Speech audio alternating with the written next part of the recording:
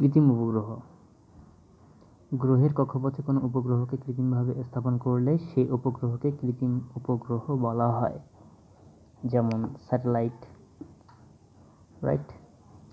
তো এইচ উচ্চতায় বৃত্তাকার পথে ঘূর্ণায়মান কৃত্রিম উপগ্রহের বেগকে ভি দ্বারা প্রকাশ করা হয়। এটা ক্যাপিটাল ভি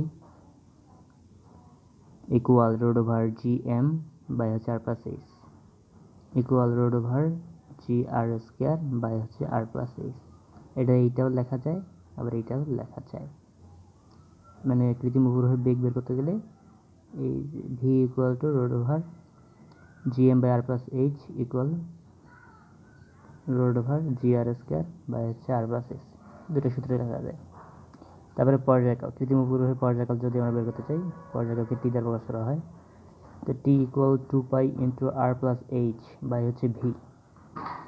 আবার এখানে আরেকটা সূত্র আছে, T equal 2π root over R plus H all cube by হচ্ছে জি এম।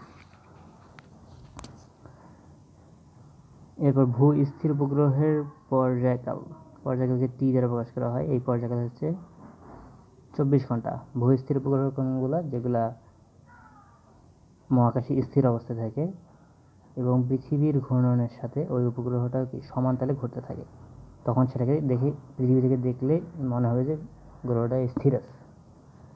আর এর পর্যায়কাল 24 আওয়ার্স, অর্থাৎ 24 ঘন্টা।